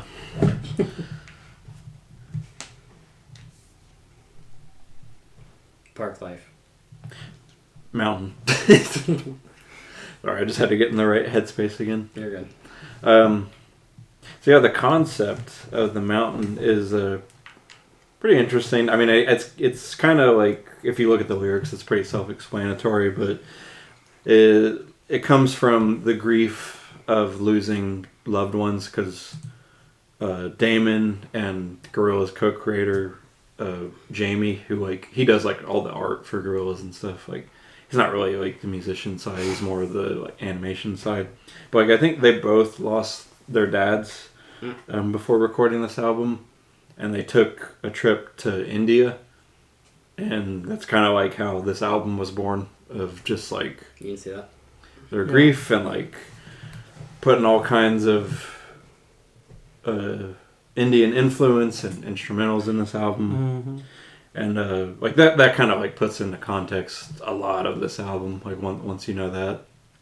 And the other thing that puts into context, which I thought was really cool, was a lot of the features on this album are people that have passed, and that Gorillaz had vocal samples of from their past albums that they just never got around to using. Interesting.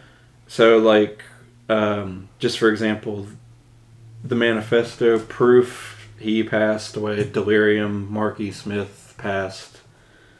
They were gonna use MF Doom, but they couldn't get the sample to clear or, Oh, okay. or something. I forget exactly why they couldn't get him. But yeah, a lot of the people, I think everybody, I don't want to like, Yeah. it's like, oh, like this person's dead, but I think all the people on the mountain, like the track, are, Dennis Hopper is at least, at the very least, but Okay. it's a lot of them, yeah. So like, I felt like that added a lot of weight to the album. Yeah. Like once I realized that, I'm like, oh, like that's a really cool touch. That, Yeah, it is neat. that they did that. Like this album, all about death and acceptance and moving on. Yeah. That is super neat. I mean, it's kind of hard to avoid it, but to avoid the subject. But what did you think of this compared to Blur's album? Because it's very different. I enjoy Gorillaz as a concept a lot more than just band. Me too. Gorillaz has always been interesting with all the musical talent and the genius behind actually having all these features and have them work. Just in general, let alone like music aside, just like the concept of this band is more interesting than just a band. Than just a Brit pop band from the 90s. I mean, yeah, like Just obviously they got a lot of like just work that it's been put into the whole project since. Gosh, I think 2001. I think was their debut album. So like shortly after Blur kind of like was popping off. Yeah. But yeah, no, I definitely agree. I'm more of a Gorillaz fan than I am a Blur fan. But yeah, for just sure. even as a simple as like a music fan, I like the collaboration efforts of this little thing. They do a lot of cool stuff, like not just on this album, but just in their whole discography of just switching up, like like art pop, hip hop. Like they'll just throw all kinds of different stuff, like just based on whatever Damon's feeling at the time. Yeah. I think the hook and the songs that I like on here the most, and even Gorillaz in general, like having a different style vocalist that isn't like your normal thing, and then just having the Damon like 2D voice of like the kind of monotone, just like however it just really works as like a gimmick. I think so too. Anytime that the 2D ends up in a song, it always makes it that like a little bit better. I said it in the last one too. Yeah. But just the somehow the fact that voice can just work with like a hyper pop song, or then a rap song, or then it's just. Yeah, I used to give them flack for doing like they got too many features. Like I just want to hear 2D / Damon, but like over the years it's kind of like made more sense like why they do that, because like Gorillaz as a whole is just a big collaboration of all kinds of different music and artists, and like it's nice when you hear more of Damon singing. Yeah. But it's also cool that he like spotlights all these other artists like in their albums. I think what in Gorillaz and their whole thing is really like the thing that even with the songs that do it the most, where he's like, it's not a normal vocalist. You're not just getting like a normal take, I guess. Like one of my favorite songs of theirs is Saturn's Bars, which has like the Jamaican rapper, and then having the 2D on top of that, I was just like, oh, this is genius. Yeah, like I like it on paper it sounds like none of this would work, and yet it does, just because like Damon's just like he just has a really creative mind, I think, is like what it boils down to. Like he just has a goal that he sets out to reach with each album. Like this one, obviously, like he wanted to do the whole Indian like culture thing, but like pretty much on all his albums he has something in mind that he wants to do, and more often than not, like not every album of theirs is a banger. But for the most part, like they all at least have a couple good tracks on them. I think The Mountain though, like is an album's album. You know what I mean? Like it feels like you're going on a journey when you listen to this album. Yeah. Like climbing up a mountain. I still can't. I don't see like how Damon is Damon in this and in Blur. Yeah. Which is so fun. Like I'm glad this album turned out the way it did, because like it's so funny. Like going from Park Life to this, it's a huge jump. Such a huge jump. Because listening to Park Life, I'm like, okay, and then listening to this, you're like, this even the same? Is this you? Because I don't know. His voice is just. I mean, he's older now. Yeah. Obviously, like he's in his like 60s, I believe. There's a different voice with the 2D stuff too. Or like I've mentioned it a handful of times now, but it's like it's almost like non-singing. Yeah, like just listen to Feel Good Inc. Yeah. Like you'd get it right away. Like he's got that monotone. Yeah, and City's breaking down. Yeah. super. I think the song that like to get into this album, my favorite by far, and it's like a large gap, is the God of Lying with the Idols feature Really? by a mile. Dang. So, okay, well, here we go again with our. So I don't dislike the song. I think I just was not. I think my expectations were not in the right place because I saw featuring Idols. Yeah. And I'm like, I love Idols. Like that's great. I guess I was expecting more of like a punk rock song for some reason. Is this the same Idols that you had us cover? Yeah, Okay. we listened to Joy as an active I didn't know it resistance. was actually them. I didn't even connect that. Yeah. I was just like, yeah, this is cool. So I'm like, I like the weird voice. I like exactly the thing that I like Gorillaz songs for. because I'm like, oh, like Joe, like I love Joe from Idols. Like this is gonna be great. Like Gorillaz is gonna make like a punk song. No, they didn't do that on this song. You know, it's like a weird voice. It almost sounds like a Nick Cave imitation.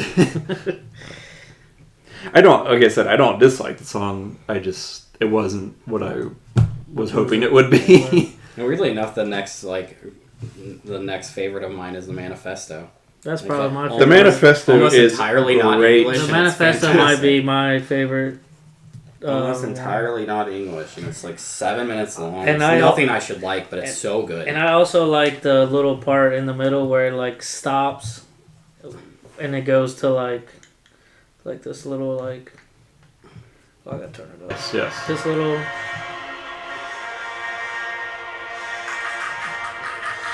That goes hard, and you know what that reminded me of? Do you guys ever watch Inception? No. Huh.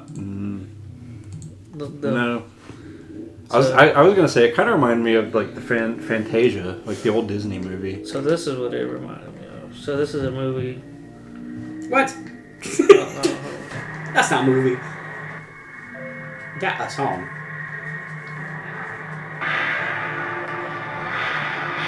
Yeah, I can hear it's like it. Maybe they sampled it. I don't. I don't know. It could, But that like could when be. when that hit, I'm like, that sounded like that song in Inception. You're like, am I in a dream? I'm like, am I in a dream right now? What is happening That right is now? what dude seems to do. It's just sample random stuff all the time.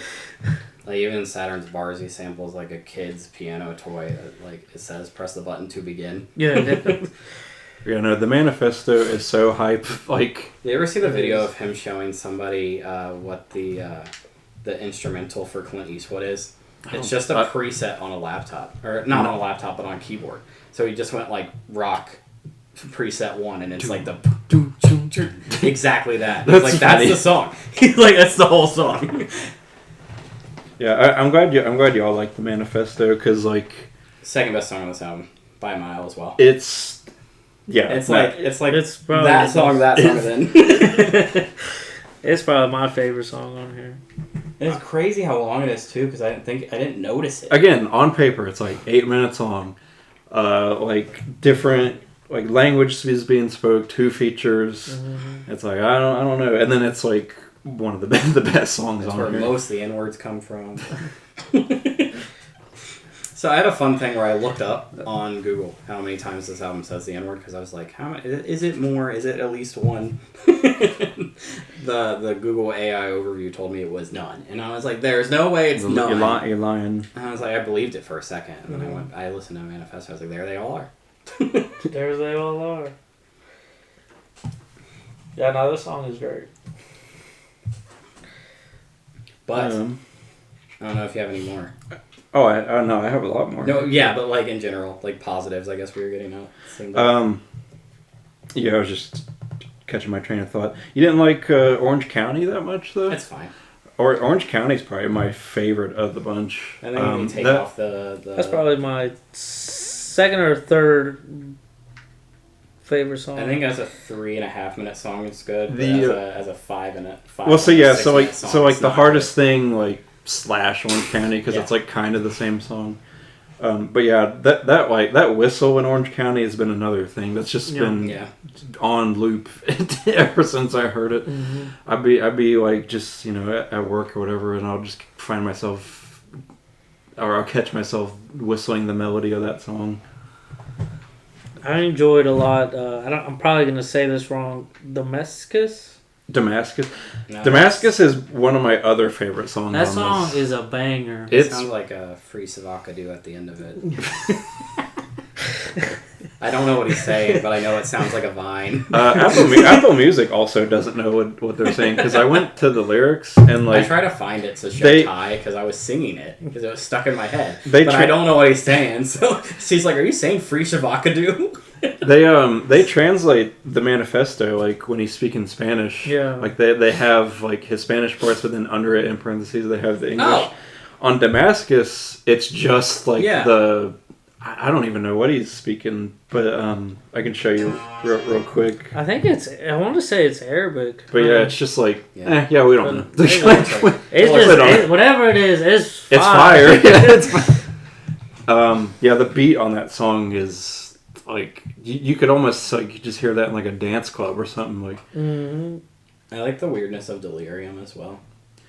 Yeah, I have a lot of positive things to say about like the middle of this album. I really like.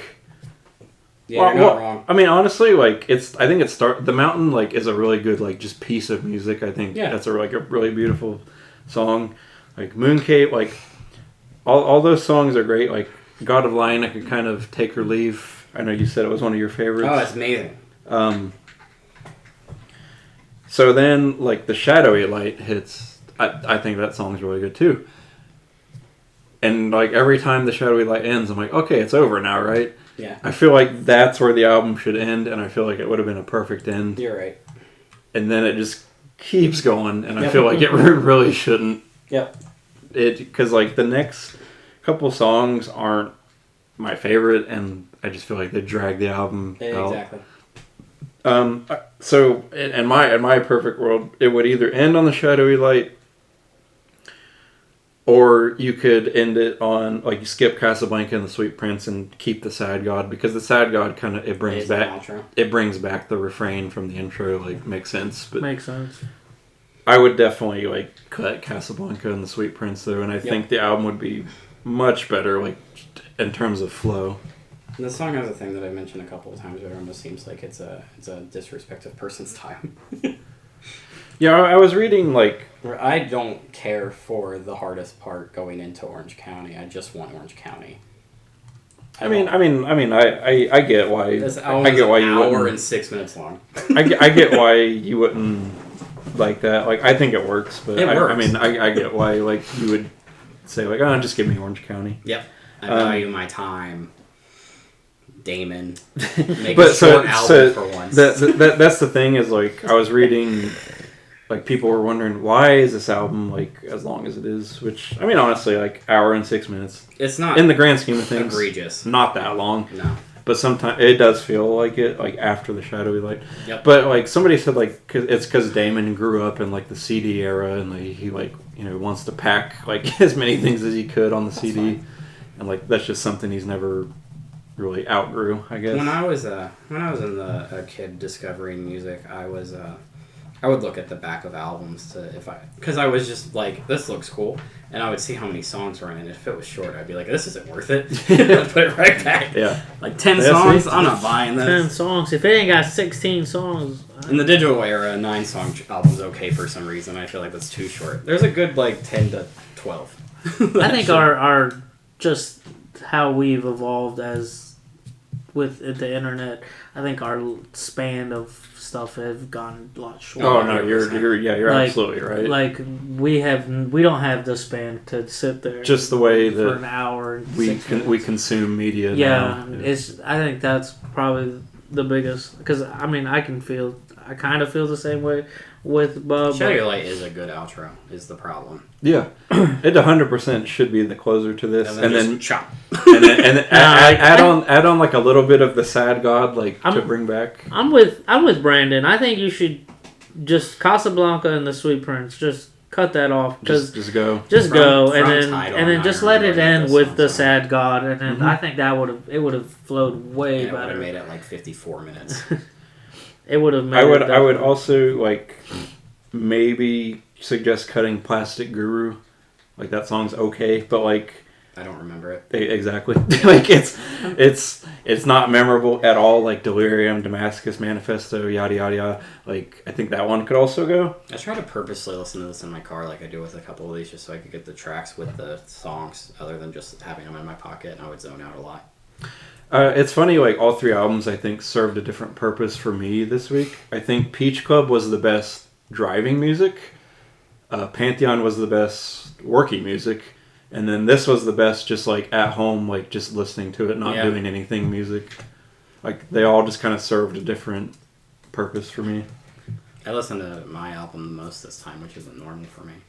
I feel like this was not that good. I was having so much fun with Peach Club.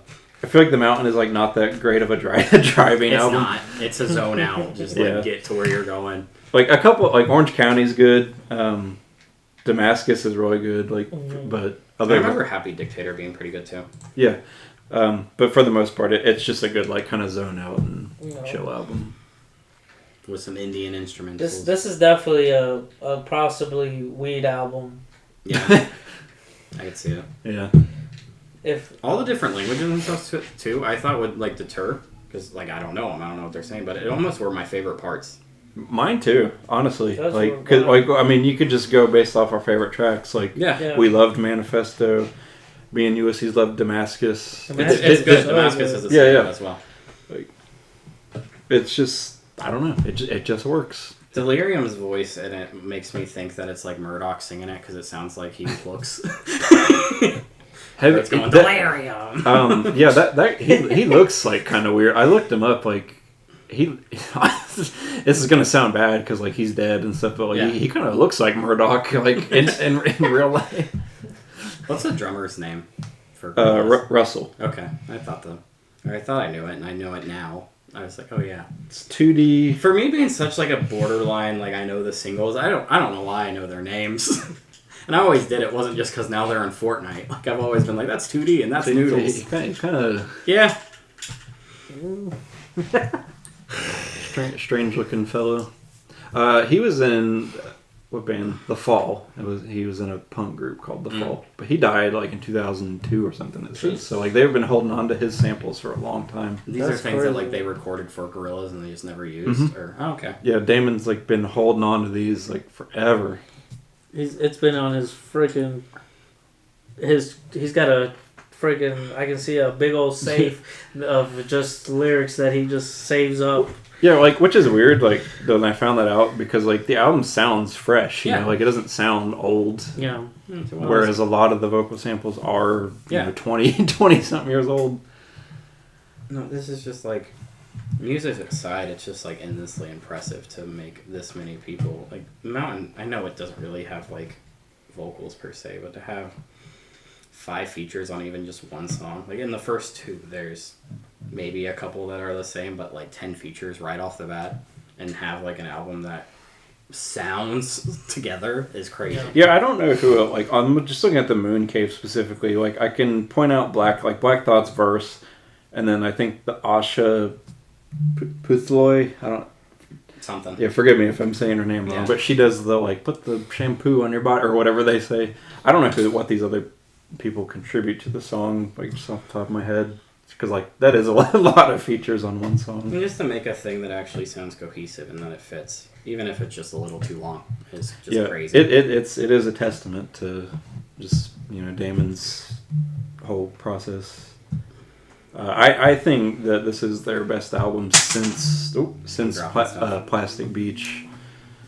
I don't know, but I could believe it. I mean, their first 3 albums are the holy trilogy among Gorillaz fans. Anything after that is kind of take it or leave it.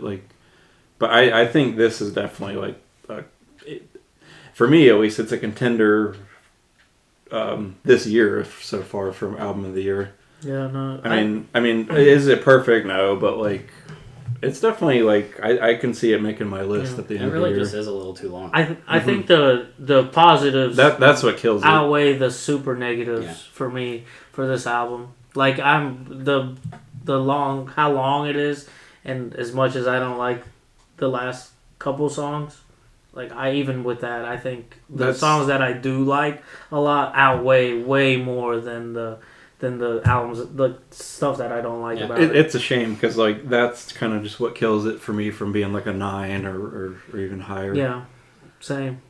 I forgot I was wearing a forky thing. I just looked in the mirror and went, oh yeah, I'm wearing a forky ears. That's about to be you in 2 weeks. Yeah, man. I think Mountain's great. It's just like just a little too much of it. Yeah. But Still a little long, but definitely a pretty solid album. I wish I could understand more of it, but I think now that I would imagine that it's not so heavily other languages and other albums of theirs. yeah, not even just the language thing. I think what Brandon said to us about the whole death thing, the album makes more sense now. that to me really now. like that like elevated now that it I'm a thinking lot, about it now, it makes a lot more sense because I was really confused on what he was trying to do with the mountain. I didn't get that at all. So now that you said that, like cool Indian music. like I thought he was just like I'm like, this dude just likes to hike. I don't know. It's definitely it's a reward.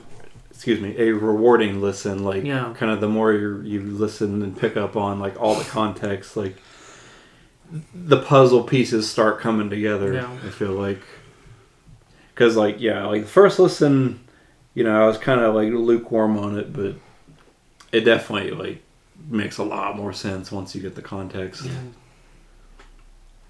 I don't know. I'm about ready to wrap it up here. Wrap it up. Wrap it up. Rambled long enough. What do you guys think? I'm gonna give it an 8.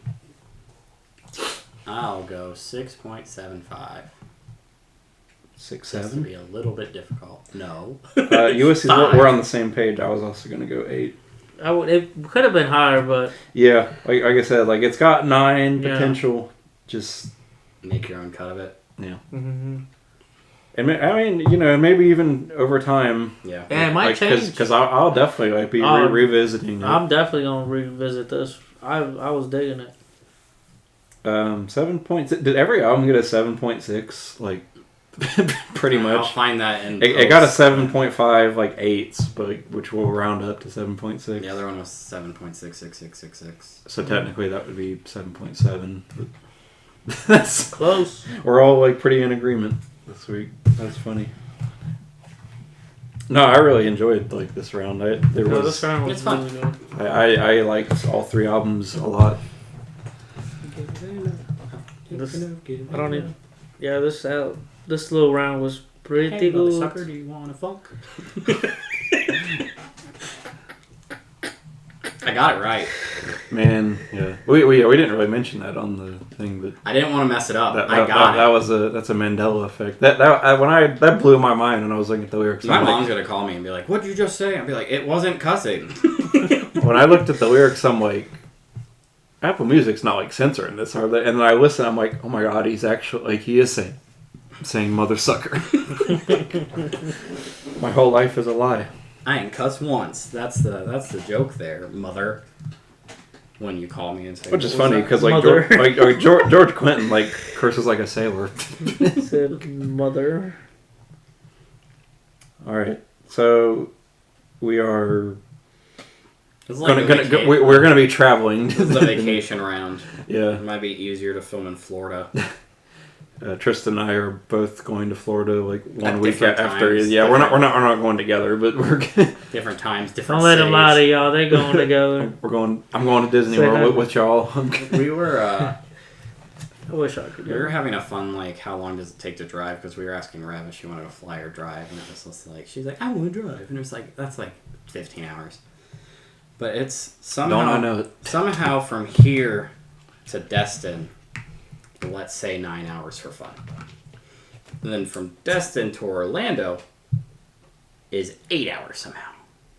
That's in the Because it's same- just like, is Orlando like on the bottom of It's Florida? like in the It's middle. like kind of the bottom. middle bottom. But yeah, but then from here to Orlando is 13, 12, somewhere in there. So why is it 8 hours to get in the same state, but also to get there is like only 5 hours more? It really I'd makes say- no 'cause- sense. I'll correct you, but it's definitely longer than 9 hours. It's more like 12 to get to Destin. Either way, I was like, it was so much more. Because we break up our trip, like we stop in Alabama. Yeah. That's like after 8 hours or Yeah. so, and then we drive like 4 more. I think it's more Florida, like fault. I mean, not their fault. Just the way the terrain is, because a lot of it is back roads Yeah, instead of you're not taking a lot of main highways. Do you ever drive through that forest that's in like either Georgia or Alabama? It's a state park of just nothing but trees for like a solid 2 hours, and it's That's what driving through mind-numbing. Georgia is. yeah. I mean, we don't go through Georgia, but it's not sounding familiar. We honeymooned in Orange Beach, and on the way back we hit Destin because Ty wanted to go. And on the way back from Destin, it was just like nothing but trees. Where I was being pro deforestation. Wow. I was like, take out some of these trees, please. They're too much. Seriously, like hours of whatever, and then like no signal as well because it's nothing but trees in a state park because you can't mess with it. I was just like, man, I could look at anything but trees and be so much happier. And there'd be like one gas station, be like, something else. So yeah, with all that said, I'm picking an album I'm already like super familiar with and won't have to listen to like that much, just to make it easier on myself. Because they were pretty much only give me 2 albums to really And I'm picking sink my teeth something into. that's 2 hours long and that I've never heard. I'm gonna make y'all listen to Wicked album, the first part. But I don't know who wants to go first. I can go first. I'm gonna continue my little episode of Mr. Modest Yahoo, but I'm gonna go to the beginning and pick Modest Yahoo Youth album. Youth. Oof. I don't really know. Would you guys rather do a band that I was originally going to do for the crazy talented vocalist round, or a new thing that I don't want to stop listening to? I guess a new thing. The new I thing. don't The remember. new thing, because then I it's easy never- for you on vacation. It's the idea behind the talented vocalist one, but I didn't end up picking it. I don't remember who that would have been. I didn't So- tell. I didn't Okay. say. Give us that new shit. It's right here. It was I'll that just new- grab it. Let me take a picture of it so I remember. It's called Nowhere at Last by Broadside. That's it. It looks like that. It's a trippy album It's cover. Actually, I ordered it from a record label that had like an exclusive, which like it's even numbered up there. 24 hours. And they didn't send me a slip mat. It was supposed to come with a slip mat. I was like, hey, wasn't it supposed to come with a slip mat? And they just sent it to me. Without even like a confirmation email. So even the slip mat's trippy.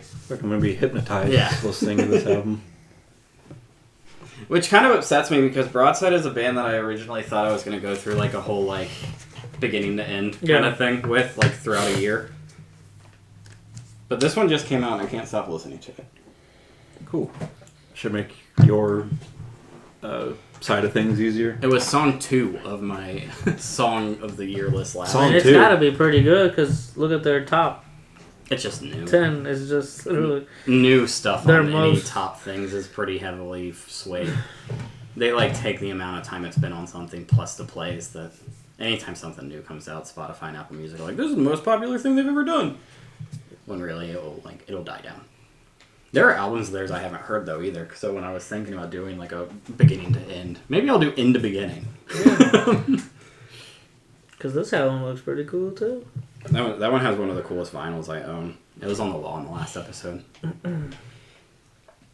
But yeah. I guess that then. We'll do the other one either next time or the time after, or the time after, or the time after. It's been getting pushed since last January. So. They should have animated this album cover just to like really like bring home the Hypnotized. You see the back? Hypnotism, yeah. The back of it just has a big eye. Whoa. That's great. Big eye. Okay, so yeah, like I kind of alluded to, how Ulysses has opened the floodgates on including harsher vocals in my picks. Let's get it. I'm picking an album I'm very, very familiar with. It is Watch Out by Alexis on Fire. Okay, I've never listened to them, even though you've always been... They were like my high school band. Like after Avenged Sevenfold, it was them. Hey. It is, by the way, it is Alexis, not Alex. It is on fire. What'd you say the album was called? Watch out. Hey, that shit looks crazy cool. Look at that. Oh, I know. I've seen that. Is that a... That's not their newer one, is it? No, it's their second album. Because they came back, didn't they? Yeah. I'm searching for stuff. There it is. It's like one of the coolest album vinyl I own, like colorway wise. Yeah, that thing is... It's neat. Nutty. This one has a home team feature on it. I don't even know if this is my favorite Broadside album. It's just their newest one, and I keep just listening to it. Say it was Youth. Oof. Yeah. Oofe. But see you after we're all back from stuff, and then also back here, and then also recording again, and then also doing album reviews, and in 3 weeks we'll be back. We'll be back. More talking and rambling about more music. Good night. I have to go to bed. Good night.